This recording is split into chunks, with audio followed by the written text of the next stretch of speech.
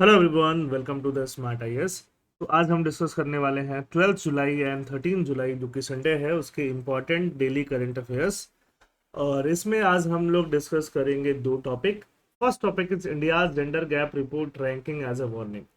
India का जो gender gap report ranking है वो एज ए वार्निंग जैसा लग रहा है। हम जेंडर गैप रिपोर्ट रैंकिंग में बहुत पीछे चल रहे हैं।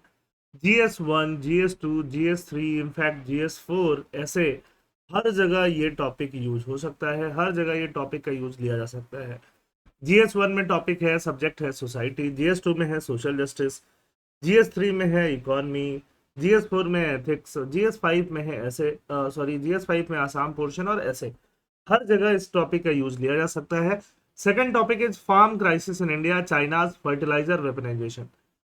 चाइना जो है फर्टिलाइजर को एज अ वेपन यूज कर रहा है। वेपन मतलब फर्टिलाइजर को कंट्रोल करके बैठा है। जो इंडिया बहुत ज्यादा चाइना से फर्टिलाइजर इंपोर्ट कर रहा था वो अब कर नहीं पा रहा है। तो जीएस पेपर 3 में टॉपिक होता है एग्रीकल्चर, वहां पे ये डायरेक्टली आपके लिए इंपॉर्टेंट होगा। दोनों टॉपिक मेंस के लिहाजे से भी इंपॉर्टेंट है, प्रीलिम्स के लिहाजे से भी इंपॉर्टेंट है। जो भी नए कीवर्ड्स आप सीखोगे उसको आप कमेंट सेक्शन में जरूर डालो। उससे क्या होता है, आपका जो कॉग्निटिव मेमोरी होता है जिससे कि आप लॉन्ग टर्म वर्ड्स को रिमेंबर कर पाते हो वो इम्प्रूव होता है। ठीक है, तो let's start about that. India gender gap report ranking as a warning. Gender gap report ranking, gender gap report ranking को हम क्या बोल सकते हैं? G report. तो जी रिपोर्ट जो है वो कौन पब्लिश करता है? वर्ल्ड इकोनॉमिक फोरम पब्लिश करता है। इंडिया की रैंकिंग इस बार क्या है? 148 कंट्रीज का रैंकिंग लिया गया जिसमें 131 है। इंडिया की जो रैंकिंग है वो ऑलमोस्ट इसी के आसपास होवर करती है, इसी के आसपास घूमती है। In the world economic forum global gender gap report 2025। Context क्या है एडिटोरियल का? India is now a global economic power, a digital innovator and home to world largest youth population. World का लार्जेस्ट यूथ पॉपुलेशन का जो home है वो कौन है? इंडिया है। बट इकोनॉमिक फोरम का ग्लोबल जेंडर गैप रिपोर्ट क्या कहता है कि हम लोग में जेंडर इक्वालिटी नहीं है, मेन को ज्यादा प्रेफरेंस मिलता है, वुमेन को प्रेफरेंस नहीं मिलता है। India ranks 131 out of 148 countries which particularly low scores in economic participation. Economic participation में वुमेन का स्कोर काफी लो है। अगर हम इंडिया की बात करें, हेल्थ में लो है, हेल्थ एंड सर्वाइवल में लो है। इससे कि जेंडर पेरिटी, पेरिटी मतलब इक्वालिटी नहीं आ पाती है। These are not just social indicator but एक स्ट्रक्चरल फेलियर के साइन बताते हैं कि इंडिया का जो सोसाइटी जिस तरह से स्ट्रक्चर पे बना है और जैसे हम काम करते हैं, जैसे नेशन का प्रोग्रेस हो रहा है, वो सीधे सीधे यहाँ पे रिफ्लेक्ट हो रहा है, हमारे पुअर रैंकिंग में इफेक्ट हो रहा है। It is release. अब जेंडर गैप रिपोर्ट जो है, जेंडर गैप इंडेक्स, ये वर्ल्ड इकोनॉमिक फोरम रिलीज करता है, 2006 से रिलीज किया जा रहा है। स्कोरिंग मेथड क्या है? इसमें जो भी इंडेक्स होते हैं उनको 0 के 1 के स्केल पे मार्क्स मिलता है। 1 मतलब फुल जेंडर पेरिटी। 4 पैरामीटर्स पे इनको इवेलुएट किया जाता है। They are evaluated on the 4 parameter. First parameter is economic participation and opportunity. कोई फर्स्ट सेकंड नहीं है, फोर्थ में फर्स्ट यहाँ पे जो दिखने को मिल रहा है इकोनॉमिक पार्टिसिपेशन। वुमेन का इकोनॉमिक पार्टिसिपेशन कितना हो रहा है इकोनॉमी में, एजुकेशन अटेनमेंट कितना हो रहा है मेन के कंपैरिजन में। और ये जो भी है कंपैरिजन किससे होना है? यहाँ पे मेन से होना है। कंपैरिजन किससे होना है? मेन से होना है। हेल्थ एंड सर्वाइवल में वुमेन की रैंकिंग क्या है और पॉलिटिकल इंपावरमेंट में वुमेन की रैंकिंग क्या है।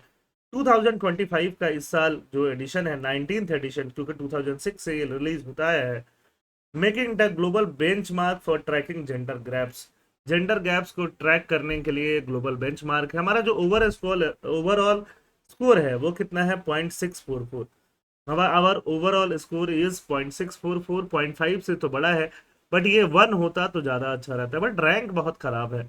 रैंक खराब होने से ये दिखता है कि बाकी कंट्रीज का जो स्कोर है वो इंडिया के स्कोर से ज्यादा है। देखो ये जो हम देख पा रहे हैं ना यहाँ पे, ये पूरा पूरा आपको मैट्रिक्स यहाँ से समझ में आएगा। Average score co dot dot dot करके दिखाया गया है और इंडिया के स्कोर को ऐसे सॉलिड लाइन से दिखाया गया है।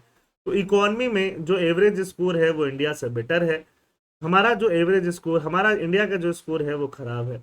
इकोनॉमी के अलावा एजुकेशन की बात करेंगे तो एवरेज स्कोर से हमारा स्कोर ठीक जा रहा है। इसका मतलब ये नहीं हुआ कि इंडिया वुमेन बहुत पढ़ी लिखी है, मेन के कंपैरिजन में इक्वली पढ़ी लिखी है, ये बात है। हेल्थ में भी हमारा जो पैरामीटर्स है वो ऑलमोस्ट आसपास जा रहा है।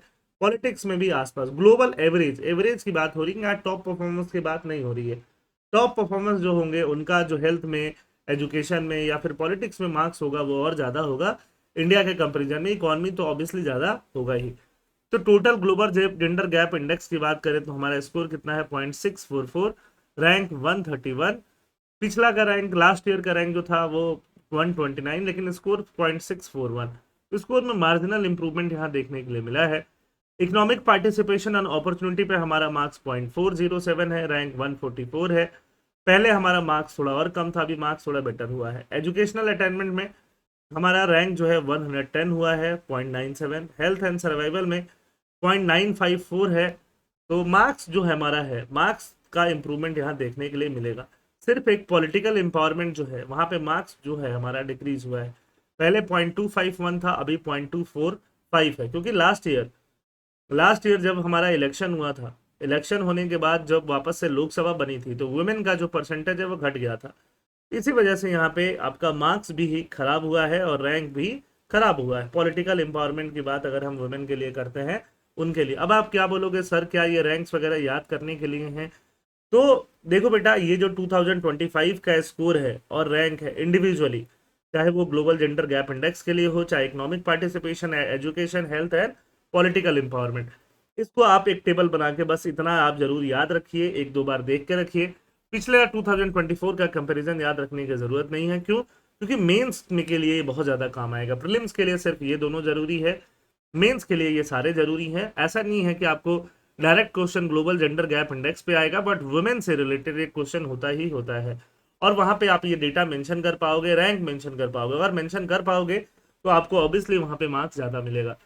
की highlights of the 2025 report, India's performance, it is rank 131 out of 148 country. India का जो रैंक है वो 131 है आउट ऑफ 148 कंट्रीज। 148 कंट्रीज में हमारा 131 रैंक आ रहा है, तो हमारा रैंक भी पीछे से खराब हुआ है। India's overall gender parity score जो है 64.1 है, तो साउथ एशिया के कंट्रीज में हम ये वन ऑफ द लोएस्ट यहाँ देखने के लिए मिल रहा है। अगर हम बात करें अपने इकोनॉमिक पार्टिसिपेशन की, तो ऑब्वियसली हमने अपना इकोनॉमिक पार्टिसिपेशन इंप्रूव किया है। वुमेन का स्कोर जो है वो बढ़ा है, ज्यादा वुमेन जो है वो इकोनॉमिक पार्टिसिपेशन में पार्टिसिपेट कर रही है। ठीक है। Labour force participation, India retains rate remains at 45.9, it is highest recorded level. India में हाईएस्ट रिकॉर्डेड लेवल 45.9 है, तो लेबर फोर्स पार्टिसिपेशन वुमेन का बढ़ा ही है। Educational attainment, the country scored 97.1 with gains in female literacy and tertiary education enrolment. Education में भी India का जो कंट्री का स्कोर है वो बढ़ा है, फीमेल लिटरेसी में गेन हुआ है। टर्शियरी एजुकेशन, टर्शियरी मतलब जो ग्रेजुएशन वगैरह का एजुकेशन है वहां पे भी इनरोलमेंट देखने के लिए मिला है, ज़्यादा वुमेन का इनरोलमेंट हो रहा है। Health and survival, marginal improvement देखने के लिए मिल रहा है, क्योंकि हेल्दी लाइफ एक्सपेक्टेंसी हो गई है। एक्सपेक्टेंसी का मतलब क्या है, कितने दिन तक आप लाइफ में जिंदा रह पाओगे, उसको लाइफ एक्सपेक्टेंसी बोल रहे हैं। सेक्स रेशियो एट बर्थ भी क्या हुआ है, बेटर हुआ है।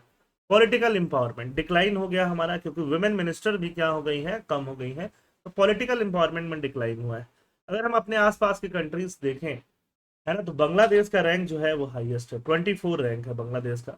भूटान का जो रैंक है 119 है। पाकिस्तान का सबसे खराब है, मालदीव्स का, श्रीलंका का, नेपाल का। तो श्रीलंका, नेपाल और भूटान और बांग्लादेश, ये चारों कंट्रीज आपको इंडिया से ज्यादा अच्छे रैंकिंग पे आपको दिखाई देंगी। हमेशा जो है आइसलैंड जो है एक फर्स्ट रैंक बनाया हुआ है, बहुत सालों से आइसलैंड जो है इसमें से टॉप करने की उसको आदत ही हो गई है। Global trend and significance, global parity score, the overall global gender gap has narrowed. Global gender gap कम हुआ है, कोविड-19 के बाद से प्रोग्रेस अच्छा हुआ है। इक्वल कितने, कब तक जाके मेन और वुमेन इक्वल हो जाएंगे? अभी 123 ईयर्स लगेगा। जिस तरह से रफ्तार है, जो पेस है, जो स्पीड है जेंडर गैप का, उसको फुलफिल होने के लिए अभी 123 ईयर्स लगेगा। 2148 तक हम लोग 100% जेंडर गैप को फिल कर लेंगे। 50-50 वुमेन, हाँ, आपको वुमेन और मेन का जो इनइक्वालिटी है उसको खत्म कर लेंगे। Top performer, top rank is retained by Iceland for the 16th consecutive years, followed by Finland, Norway, United Kingdom and New Zealand. Leadership, although women make up 41.2% of the global workforce, they occupy only 28.8 of the leadership. Leadership में women का role बहुत ज़्यादा नहीं है। World economic forum के बारे में बात कर लेते हैं। एक नॉन प्रॉफिट ऑर्गेनाइजेशन है, 1971 में बना था। फाउंडर उसके है क्लॉस शवाब, और ये इसका जो मीटिंग होता है, इसका जो हेडक्वार्टर है जिनेवा में है, स्विट्जरलैंड में। ये पब्लिक प्राइवेट कोऑपरेशन कराता है। पब्लिक मतलब गवर्नमेंट, प्राइवेट मतलब तो प्राइवेट, रिसर्चर्स, डायलॉग, ये सब कुछ कराता रहता है ना। इसका मीटिंग जो है जनवरी में दावोस में एनुअल समिट होता है, जिसमें प्राइम मिनिस्टर मोदी भी जा चुके हैं, और अलग अलग लीडर्स जो हैं, बिजनेसेस जो हैं, या फिर एक्टर्स भी हैं, जो जाते रहते हैं वर्ल्ड इकोनॉमिक फोरम के मंच पे। वर्ल्ड इकोनॉमिक फोरम और कौन कौन से रिपोर्ट पब्लिश करता है? Global competitiveness report, global risk report, global social mobility report, energy transition, travel and tourism index. ये सारे इंडेक्स कौन पब्लिश करता है? वर्ल्ड इकोनॉमिक फोरम पब्लिश करता है। These report provide critical data and policy insight, अलग अलग टॉपिक्स पे, इनइक्वालिटी पे, क्लाइमेट चेंज पे, इनोवेशन पे, इकोनॉमिक रिकवरी पे ये लोग इंसाइट्स देते हैं। World economic Forum is largely funded by its partner cooperations, offering a platform to shape global agenda across sector. अब की इश्यूज क्या क्या आइडेंटिफाई की गई हैं इंडिया के हिसाब से? इंडिया का रैंक जो है एक्सट्रीमली लो है ना। किस में लो है? बहुत ज्यादा। इकोनॉमिक पार्टिसिपेशन में हमारा रैंक 144 है ना। ओवरऑल रैंक तो हमारा 131 है, बट इकोनॉमिक पार्टिसिपेशन का रैंक हमारा बहुत खराब है। ठीक है, हमारा फीमेल लेबर फोर्स पार्टिसिपेशन कम रहता है वर्ल्ड से। हमारा वैसे तो फीमेल लेबर फोर्स पार्टिसिपेशन पिछले कुछ सालों में बहुत बड़ा है, फिर भी हमारा इकोनॉमिक पार्टिसिपेशन एंड अपॉर्चुनिटी में वुमेन का जो रैंक है वो काफी खराब है। वुमेन का जो रिप्रेजेंटेशन है वो इनफॉर्मल सेक्टर में, इनफॉर्मल मेड वगैरह, insecure, low paid jobs, agriculture, house hold made, limiting financial independence and career advancement नहीं हो पाता। जो हमारा नेशनल फैमिली हेल्थ सर्वे 5 था, नेशनल फैमिली हेल्थ सर्वे हर कुछ सालों में कराया जाता है, उसने बोला हेल्थ एंड सर्वाइवल को लेके adverse sex ratio at birth बना हुआ है ना। धीरे सिचुएशन इंप्रूव हुई है, बट इतनी भी इंप्रूव नहीं हुई है। सेक्स रेशियो ऑफ 1020 फीमेल पर 1000 male in the overall population. ठीक है, तो अभी भी जेंडर बायसेस हैं यहाँ पे। नेशनल फैमिली हेल्थ सर्वे ने वैसे तो फीमेल को ज़्यादा बताया है कि चलो अभी नया जो सेक्स रेशियो आ रहा है उसमें फीमेल जो है वो ज़्यादा आ रही हैं, but sex ratio at birth जो है वो लोअर ही है। 929 फीमेल्स हैं पर 1000 mails.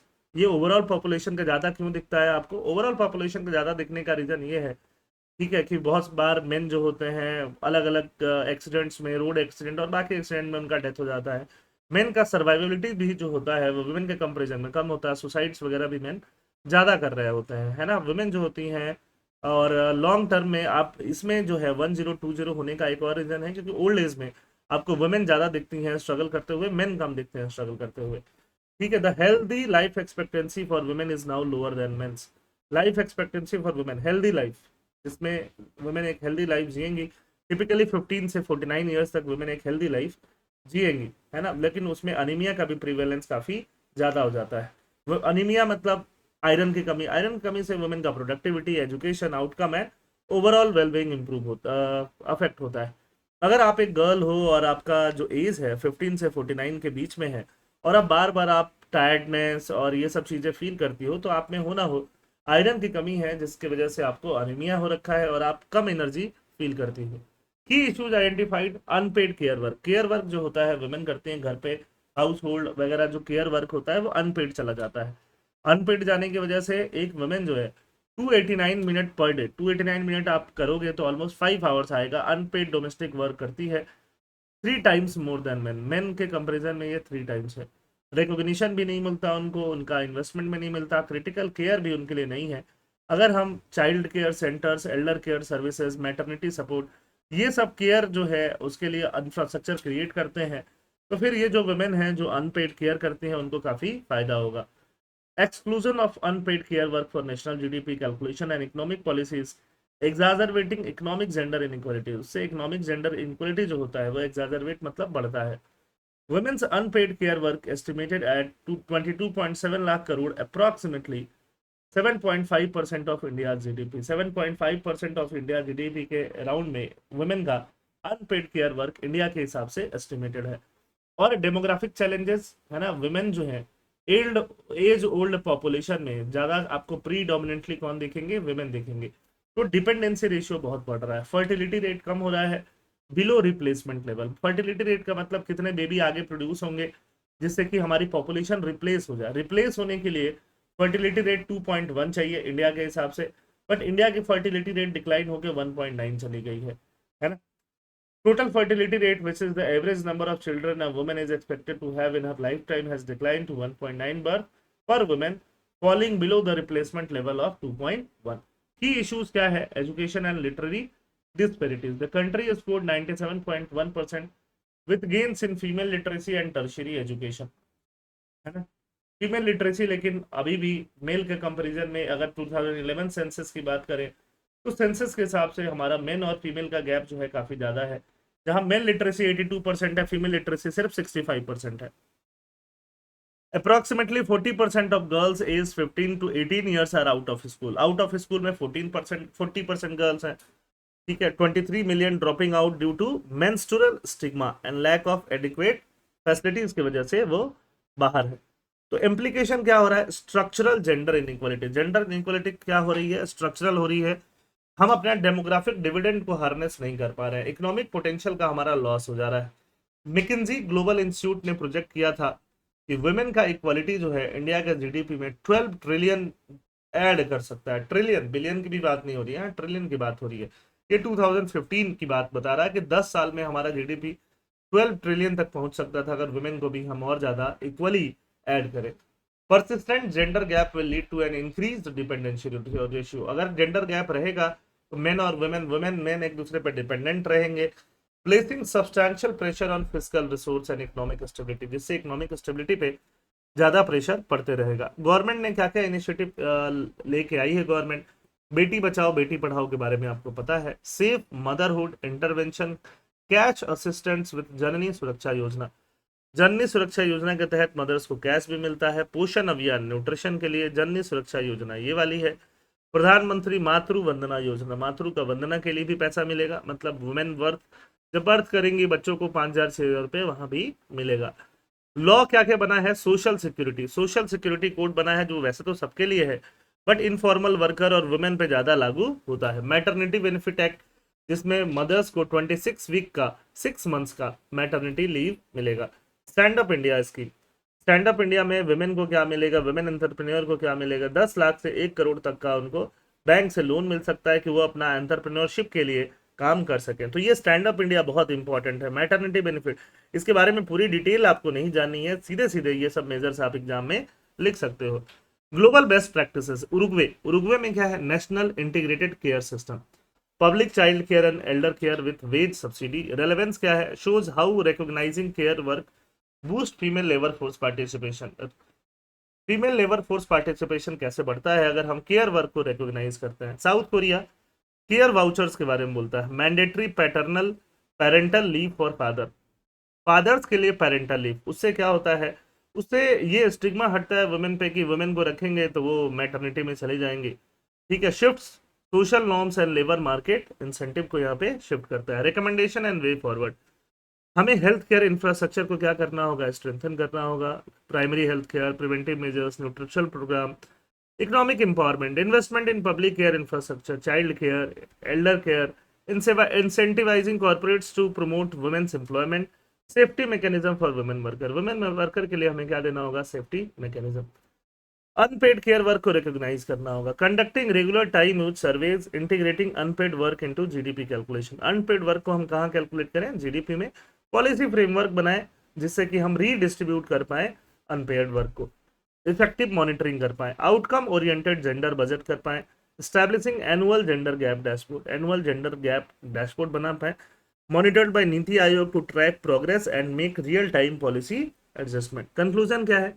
Addressing gender inequality is essential for India's inclusive and sustainable economic growth. अगर हम जेंडर इनइक्वालिटी को एड्रेस करते हैं तो इंडिया के inclusive and sustainable economic growth के लिए वो क्या है? अच्छा है। India does not lack framework और ambition, the slogans are there. हमारे पास स्लोगन्स हैं, बेटी बचाओ बेटी पढ़ाओ, ये सब कुछ है। हमें रियल इन्वेस्टमेंट चाहिए, रियल हॉस्पिटल चाहिए जहाँ पे वुमेन के नीड को प्रायोरिटाइज किया जाए। रियल में केयर सर्विसेज चाहिए जहाँ वुमेन का अनपेड वर्क को रीडिस्ट्रीब्यूट किया जाए। Policies that see women not as beneficiaries, ऐसा पॉलिसी बनाए जहाँ वुमेन को बेनिफिशरीज की तरह नहीं देखें, इकोनॉमी के बिल्डर की तरह देखें। जैसे अभी हम गैस सिलेंडर वुमेन को देते हैं तो हम वुमेन को बेनिफिशरीज की तरह देखते हैं, वहीं पे उनका रोल को हम कम कर देते हैं। Second topic, farm crisis in India, China's fertiliser weaponisation. Farm crisis, तो फार्मर से रिलेटेड क्राइसिस है। चाइना जो है फर्टिलाइजर को एज अ वेपन यूज कर रहा है। फर्टिलाइजर में कौन सा वेपन? Di ammonium phosphate. हम इसको चाइना से इंपोर्ट करते हैं और भी कंट्री से करते हैं, बट चाइना से भी करते हैं। और चाइना ने रिसेंटली अब ये इंपोर्ट एक्सपोर्ट करना इंडिया में बंद कर दिया है, जो जिसके वजह से हमारा डीएपी का, डाई अमोनियम फॉस्फेट का शॉर्टेज हो गया है, और बाकी जगह से जो हम मंगा रहे हैं उसकी प्राइसेस बढ़ गई हैं। बैकग्राउंड, एग्रीकल्चर इंडिया के इकोनॉमी का बैकबोन है। फूड सिक्योरिटी के लिए भी है और साथ साथ इकोनॉमिक इंपॉर्टेंस के लिए भी है। वे ऑफ लाइफ भी इंडिया के लोगों का क्या है? एग्रीकल्चर है। जहां 46% वर्कफोर्स कहाँ है? अभी भी एग्रीकल्चर में है। कंट्री का 16% जीडीपी कहाँ है? एग्रीकल्चर में है। फर्टिलाइजर की बात करें तो किस फर्टिलाइजर की बात हो रही है? Di ammonium phosphate. अब यहाँ फर्टिलाइजर में देखो, फर्टिलाइजर क्या है आप सबको पता है। Fertiliser is a substance added to the soil to supply essential nutrients enhancing plant growth and crop yield। essential nutrient supply करेगा, प्लांट ग्रोथ बढ़ाएगा, क्रॉप yield बढ़ाएगा। अब फर्टिलाइजर में एनपीके फर्टिलाइजर बहुत ज्यादा यूज होते हैं। एनपीके नाइट्रोजन, फॉस्फोरस और पोटेशियम। K for potassium, P for phosphorus, N for nitrogen. ये एनपीके फॉस्फोरस जो है एनपीके, और साथ में सल्फर भी यूज होता है कभी कभी, तो एनपीके बहुत ज्यादा यूज हो रहे होते हैं। नाइट्रोजन वाला यूरिया होता है, पोटेशियम वाला डीएपी होता है, जिसके बारे में हम बात कर, फॉस्फोरस वाला सॉरी, जिसके बारे में हम बात कर रहे हैं डाई अमोनियम फॉस्फेट। और के जो होता है म्यूरेट ऑफ पोटास को हम बोलते हैं के। ठीक है, तो ये तीनों चीजें जो हैं, अब यूरिया इंडिया में हो जाता है काफी, डीएपी और एमएपी को हमें बहुत ज्यादा इंपोर्ट करना पड़ता है। डाई अमोनियम फॉस्फेट हम चाइना से भी इंपोर्ट करते हैं और अलग जगह से भी करते हैं। रिसेंटली चाइना ने उस पर क्या लगा दिया है? रिस्ट्रिक्शंस। ये रहा आपका डाई अमोनियम फॉस्फेट। ये इसमें दो न्यूट्रिएंट होते हैं, इसमें 18% नाइट्रोजन भी होता है, बट मैक्सिमम क्या होता है? फॉस्फोरस होता है। पानी में ये बहुत इजीली घुल जाता है, बहुत इजीली फॉस्फेट को और अमोनिया को प्लांट को यूज करने के लिए देता है। न्यूट्रिएंट कंटेंट इसका बहुत हाई होता है और इसको सोइंग के अर्ली स्टेज में ही लगाना होता है। एग्रीकल्चर में सेकंड मोस्ट यूज फर्टिलाइजर है यूरिया के बाद में, और India 100 lakh tonne of DAP annually consume करता है। ठीक है, हर तरह की जो क्रॉप है, वीट, राइस, मेज, पल, सब में इसको यूज किया जाता है। पंजाब, हरियाणा, यूपी, महाराष्ट्र, आंध्र प्रदेश, हर जगह इसका यूज किया जाता है। 60-65% of India's DAP need are met through import. 60 से 65% इंडिया के डीएपी नीड हम कैसे करते हैं? इम्पोर्ट के थ्रू। कोई इश्यूज क्या है? Acute shortage. अभी क्या है? शॉर्टेज हो गया है क्योंकि चाइना से हम इम्पोर्ट नहीं कर पा रहे हैं। Price inflation, reduced domestic fertilizer stockpile have caused significant price hike far exceeding official market rates. Supply chain disruption, China's informal and unannounced export restriction have severely disrupted fertilizer import into India, creating uncertainty for farmers। जिससे farmers के लिए क्या है? Uncertainty हो गई है। ठीक है, अब यहाँ पे देखो, हम ये जो इतना टोटल इंपोर्ट्स था हमारा, और चाइना से हम ये येलो वाला पोर्शन इतना हम चाइना से मंगा रहे थे 1.2, हमारा टोटल इंपोर्ट अब यहाँ 2.2 हम चाइना से मंगा रहे हैं। यहाँ पे हम चाइना से इंपोर्ट हमारा कम इसलिए हो गया क्योंकि चाइना ने यहाँ पे रेस्ट्रिक्शन लगा लिया, सप्लाई चेन का क्या हो गया है? डिसरप्शन हो गया है। ठीक है, अब ये सब डेटा है, डेटा जो है हमारा कम हो गया है चाइना से, जो भी हम इंपोर्ट कर रहे हैं। ये डेटा जो है मेंस के लिए इंपॉर्टेंट है। डायरेक्टली अगर क्वेश्चन पूछता है आईआर में भी आप इसको यूज कर सकते हो। ऐसा नहीं है कि एग्रीकल्चर में चाइना, क्योंकि यहाँ पे फैक्टर आ रहा है। चाइना ने बैन क्यों लगाया? Domestic priority. चाइना की खुद की प्रायोरिटी है कि खुद वहाँ के फार्मर्स को ज़्यादा से ज़्यादा फर्टिलाइजर मिले। चाइना फॉस्फोरस का डिमांड जो है इलेक्ट्रिक व्हीकल्स वगैरह के लिए भी होता है, तो चाइना जो है उसको डाइवर्ट कर रहा है। जियो पॉलिटिकल स्ट्रेटजी भी है इंडिया पे प्रेशर बनाने का, इसको आईआर में भी यूज कर सकते हो। High dependency on China, India's over reliance on China for vital agricultural inputs. हमारा ओवर रिलायंस चाइना पे है ही, सिर्फ एग्रीकल्चरल इनपुट के लिए नहीं है, industrial inputs, paint, organic input, सब चीज के लिए हमारा हाई डिपेंडेंस चाइना पे है। हमें क्या करना चाहिए? डाइवर्सिफाई करना चाहिए। इम्पैक्ट ऑन इंडियन एग्रीकल्चर क्या होगा? हमारा ईल्ड कम होगा, फर्टिलाइजर कम जाएगा, तो ईल्ड कम होगा, प्रोडक्शन कम होगा, तो फार्मर्स को प्रॉफिटेबिलिटी कम होगा, है ना। डीएपी का इंपोर्ट कॉस्ट बढ़ गया है, 515 से 780 टन हो गया है। देखो एक साल में हमारा लगभग 1.5 टाइम्स जो है वो उतना पैसा बढ़ गया है डीएपी इंपोर्ट खरीदने का। फॉस्फेरिक एसिड का प्राइस भी बढ़ गया है। फूड सिक्योरिटी का रिस्क भी जो है यहाँ पे सीधे सीधे दिखाई दे रहा है। ये देखो मई 2024 से लेकर के, और यहाँ से प्राइसेस बढ़ के 780 तक पहुंच गई हैं। जून 25 में हम खड़े हैं, तो धीरे धीरे प्राइसेस बढ़ती ही गई।